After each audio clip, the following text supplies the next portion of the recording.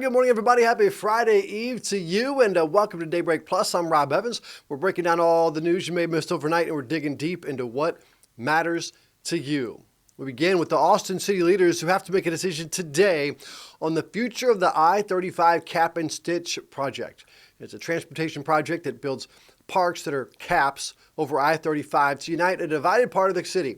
But Austin City Council members, they are kind of divided as well on how to pay for it. The city facing a $33 million deficit in next year's budget. Now, some city council members, including Mike Siegel, say approving the funding for this project will set the city back from paying for other things like housing or city programs, new parks and services. They say a scaled-down version of the project may be more feasible. Take a listen. Whether it's the hotel occupancy tax, with the car rental tax, other creative funding sources that allow for us to pay for the caps that would have no impact on our ability to build parks, no impact on our ability to house individuals. Yeah, other city council members you heard there, like from Councilmember Ryan Alter, says the project doesn't need to be all paid for right away. It can be paid for in installments and identified with sources for funding. That would allow us to build 2 caps later and would allow us to save the rest of our bond capacity, about $700 million, for immediate needs like housing, flood prevention, parks, senior centers, pools, and more. And that was Siegel right there. In total, the cost of the project would be $1.4 billion with annual maintenance costs at about $50 million. Council members have until May 31st to submit plans, but their vote today will determine what direction they actually choose. And friends are remembering an Austin tech worker whose life came to a tragic and violent end on a Cap Metro bus last week. Police say a man admitted to stabbing 30-year-old Akshay Gupta because he looked like the suspect's uncle. Here's KVUE's Isabella Basco. A giver. That's how Pedro Villarreal remembers his friend Akshay Gupta. They were part of the same running club that would meet every Saturday. He was a giver. He would give his time, he would give his friendship, he would give his attention. And it turns out Gupta was also running towards a vision. Villarreal says he held a prestigious non-immigrant visa for people at the top of their field. An engineering graduate of Penn State, Gupta came to Austin with hopes of starting his own company, an idea called Footbit. I think one of his goals was to use it for elderly people, and when it came to walking. Annette Armenta met Gupta at the same running club and remembers the sacrifices Gupta made for his vision. I know that he declined a $300,000 job offer by Amazon because he actually wanted to pursue his dreams. Those dreams now put a halt after Gupta got stabbed on a Cap Metro bus in South Austin last Wednesday night. During the investigation, detectives learned the suspect, 31-year-old Deepak Kandel, stabbed Gupta in the neck without being provoked. Police say Kandel admitted to stabbing Gupta because he resembled his uncle. I was speechless. I just couldn't believe it. It could have happened to anybody. And so to think that you can one day just go into a public bus and get stabbed, it's pretty crazy. As Armenta and Villarreal come to terms with their loss, they now look at Gupta's contributions as a compass for a life well lived. I think that a lot of people leave this world without impacting people, and that's okay. But in this case, I think that actually impacted my life in a really, really good way. I actually brought the example of giving without asking anything in return for that. And so we could use more people like him. We also reached out to the Penn State Engineering Department for a comment. One associate professor is saying many people remember him fondly. Kendall faces a first-degree murder charge. He's being held at the Travis County Jail on a $500,000 bond. Well, it is now 7:05 and things are back to normal at the Austin airport. The FAA issued a ground delay, though, at the airport for several hours yesterday because of an air traffic controller staffing shortage. It's the second time this month staffing shortages have caused delays at the airport. On May 11th, that issue delayed inbound flights for several hours. Other recent outages were reported from Denver to Houston. Here's U.S.'s Transportation Secretary Sean Duffy. The fixes are going to take us some time, some months, some years, but if we're going to fix it, we have to start now, and that's what we've done.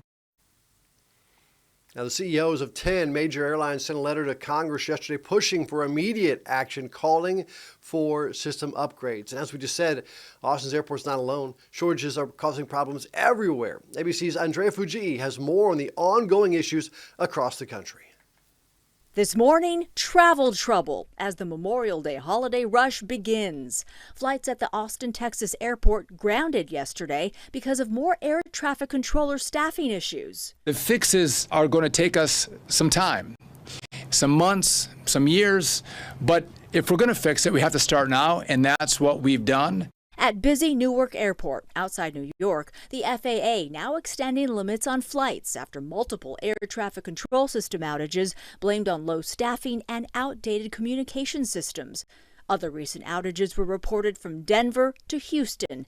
And now the CEOs of 10 major airlines sending a letter to Congress yesterday pushing for immediate action, saying air traffic controllers should not be operating with corroded copper wiring, floppy disks, and physical strips of paper with flight numbers. And serious upgrades need to happen now. Most Americans today walk around with more computing power in their pocket than air traffic controllers have at the ready. Record travel is expected this Memorial Day weekend. More than 3.5 million Americans are expected to fly, a 2% increase from last year. And more than 39 million will travel by car, about 1 million more than last year. And for many, the weather not cooperating, with heavy rain today along the I-95 corridor in the northeast, along with wind gusts up to 50 miles an hour and snow possible in northern New England.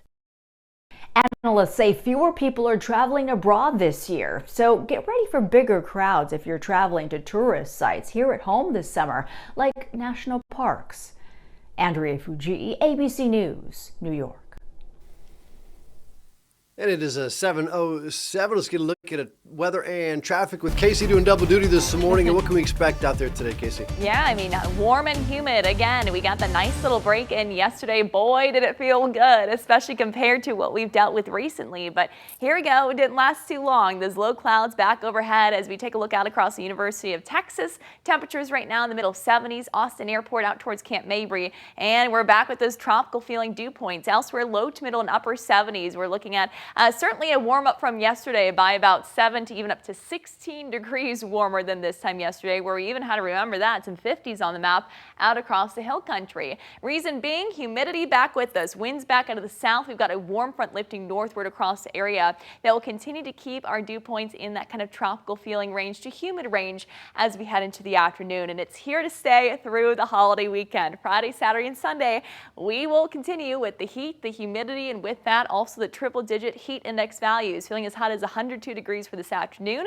Saturday and Sunday, those heat index values peaking at around 103 degrees. The good news is I do have some relief in sight from the heat, but this is also going to be paired with a chance for at least some needed rain. But yeah, the day it's going to fall on is Memorial Day. So timing this all out, today should be a fairly quiet day, at least to start. We'll see the return of some sunshine once these low clouds start to break apart by this afternoon. Spotty showers and storms possible, especially after 5 o'clock today. We'll be looking at some isolated pockets of some heavier downpours, lightning, and I do think we'll have the potential of maybe even seeing some stronger storms out across parts of the hill country with the chance of seeing some additional isolated storms overnight tonight.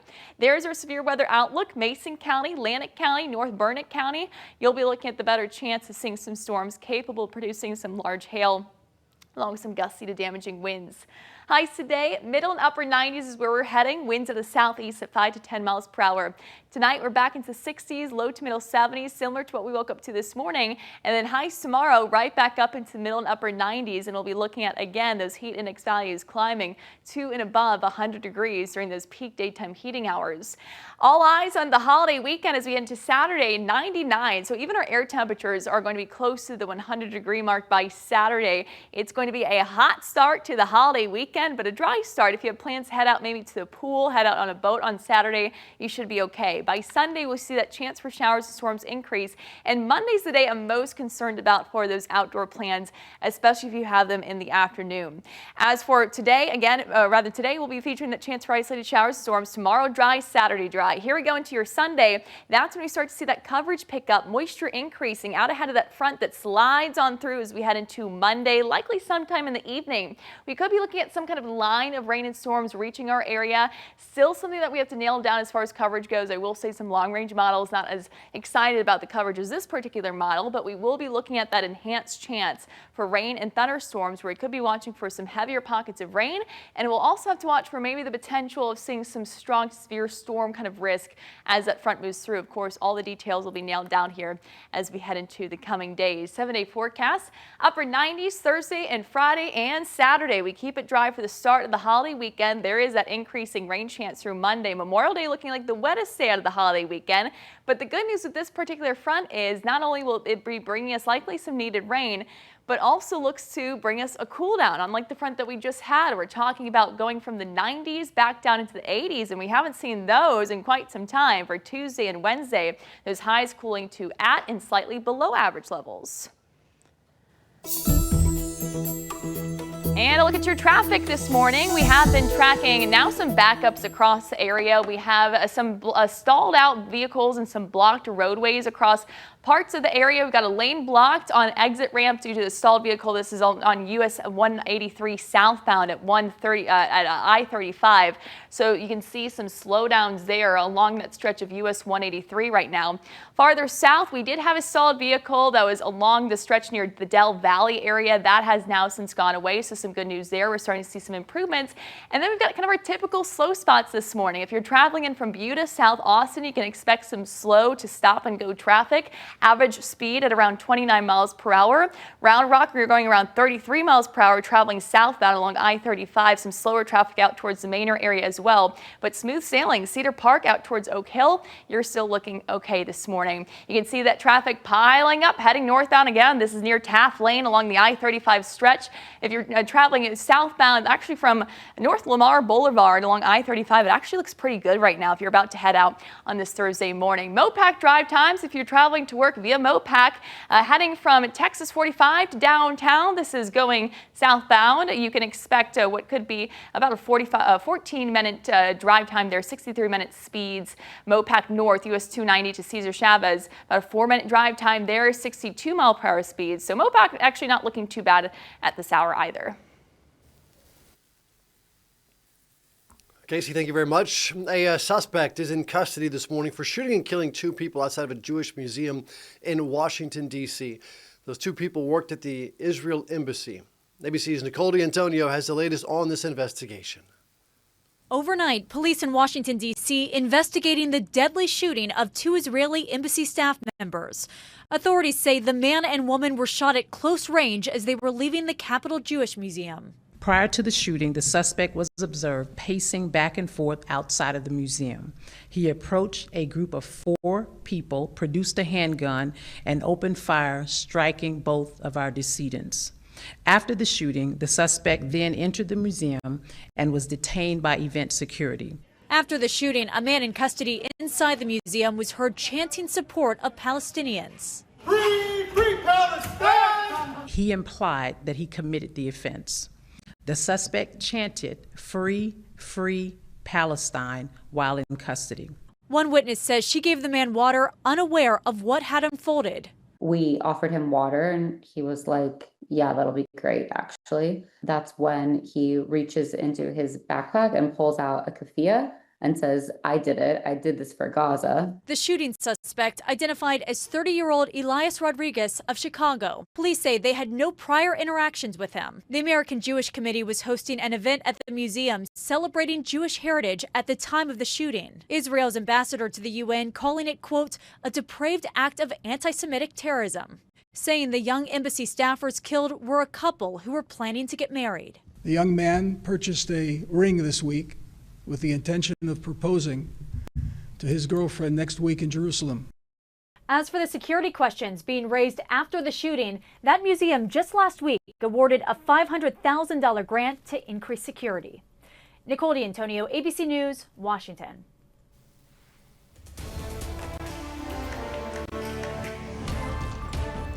Well, here in Central Texas, House lawmakers voted to advance a bill that would put strict regulations on the hemp industry.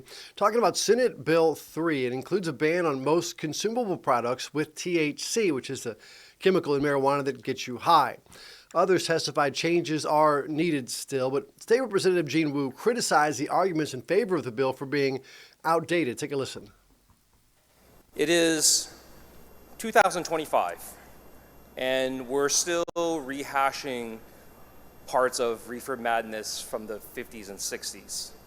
I know that we talked a lot about the dangers of THC, and while this is a substance that children should not have contact with, I think the dangers are way far overblown.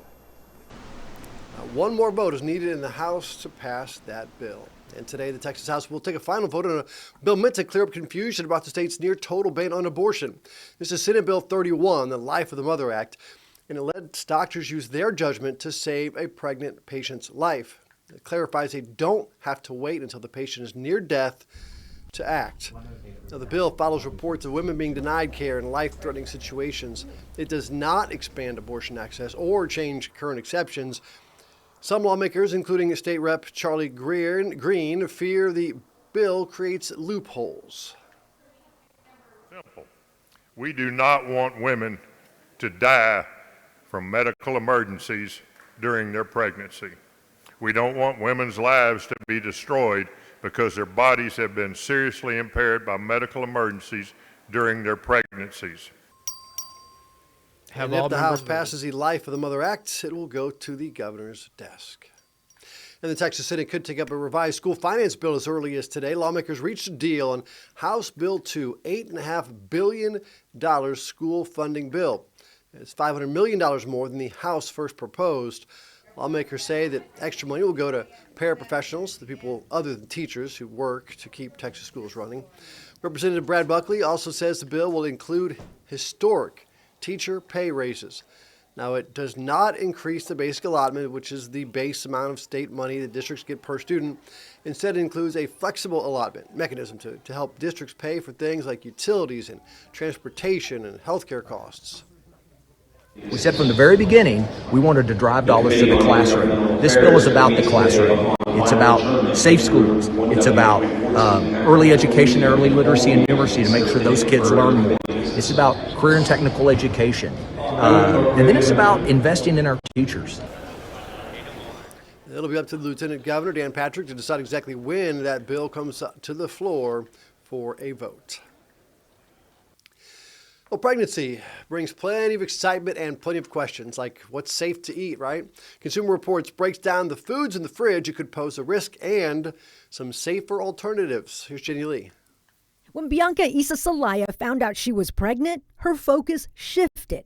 Everything she did was with her baby's health in mind. I just wanted to make sure that I did my part the best that I could to make sure that my daughter had the best chances of being healthy. Part of giving your baby the best begins with making sure the food you eat is safe.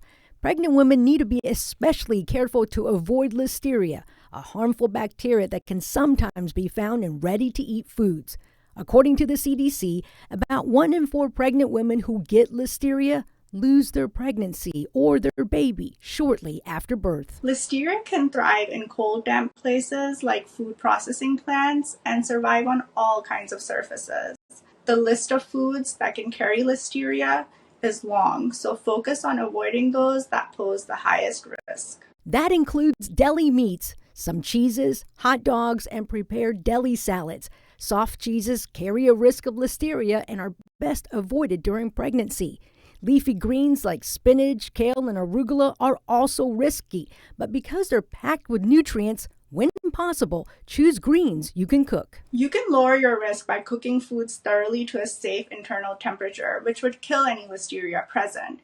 Using a food thermometer can ensure everything's fully cooked and safe to eat. With that in mind, it's best to steer clear of raw or smoked seafood like sushi or lox, refrigerated meat spreads or pâtés, and raw alfalfa and bean sprouts. Talk with your doctor to get clear guidance on what's best for you and your baby. It's better to sacrifice a couple months to make sure everything's safe than to risk it. It all adds up to a safer pregnancy journey. Jenny Lee, KVUE News. Jenny, thank you very much. Say some last-minute changes are coming to President Donald Trump's tax cut and spending bill.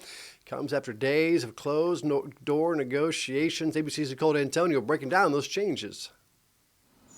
This morning, House Republicans rolled out President Trump's sprawling spending package after turning up the heat on more than a dozen House Republican holdouts. President Trump sounding optimistic on its chances of passing. We're doing very well. It's very close.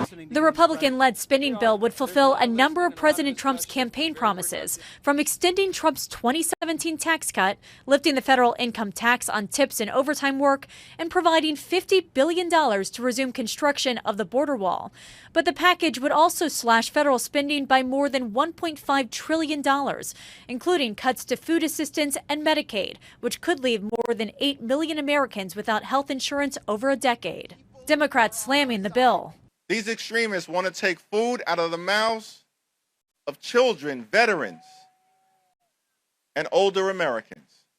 And they're doing all of this to enact the largest tax break for billionaires in American history. House Republicans are right now debating the bill in hopes of passing the legislation out of the lower chamber and onto the Senate. Nicole D'Antonio, ABC News, Washington.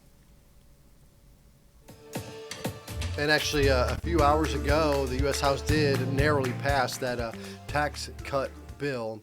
We leave you this morning now with something to talk about. More live theaters in town. The touring Broadway cast of Moulin Rouge is in Austin for one more weekend, performing shows at the Bass Concert Hall. KVUE's Malia Masimoto got to chat with some of the leading cast members about the show. It's high kicks and bright lights here in Austin with the 10-time Tony-winning Broadway musical in town. Moulin Rouge is such a spectacle. It is a feast for the senses. The show's got a mashup of about 70 original and cover songs. So I feel like whether you are a David Bowie fan or a Britney Spears or Lady Gaga fan, you will find kind of something in there for you. And not to mention the choreography. Sonia Tai won the Tony for this choreography, and it's so dynamic, it's so genius. J. Armstrong Johnson, a Texas native, plays the lead role of Christian. I've been in love with Moulin Rouge, the movie, since it came out in 2001 when I was a child. So I told myself as a kid, when it becomes a show, I'm going to play Christian. It's been a highlight of the Broadway tour, performing in his home state. And Ariana Rosario, playing the leading lady Satine, said the cast got a warm welcome from the Lone Star State on opening night here. Oh my gosh, it was amazing. We got a yeehaw. Everyone backstage is all that they could talk about from like the opening of the show onwards, and they're like, we got a yeehaw. They're hoping more people come out to see the magic of a stage performance. Live theaters, there's literally nothing like it. It's not like you're watching something on TV where you'll always get the same performance every single time that you watch. And this show's one you're gonna want to make some noise for. We love a responsive audience. I mean, theater is about the exchange between the performers and the audience, and so our show is fun and it's ruckus, and so when we have a ruckus audience, then it makes our job more fun.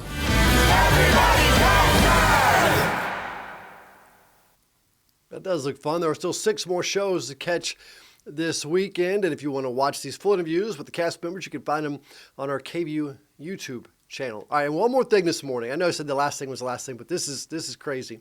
A cure for baldness, and apparently it's legit, all right? Scientists at UCLA have been working on a permanent fix for hair loss for more than a decade, and they say they have come up with a major game-changing breakthrough, game-over type stuff. So they came up with a chemical. It's called PP405. That's just the name of it. And what it does is it blocks a protein that keeps your hair follicles dormant. And what it does is it tells you, hey, let's start doing your job, protein, right? It regrows the hair. And it doesn't regrow peach fuzz. This literally grows back, they say, full, thick hair in 1 week. What? Now, if the FDA ends up approving it, which it's going through right now, it could be on your scalp by 2027, 2 years from now. I mean, people have been trying to cure baldness for years, and my hairline just in time, right? Just in time. That's it for Daybreak Plus. Let us know what you want to talk about. Message us at 512-459-9442. Can you believe it? Is it real? What do you think? I mean, they say it is. You can also message me on social media at Rob Evans TV, on Instagram, on Facebook, or X. And stick around because Daybreak continues right here on KVUE Plus. Goodbye, everybody.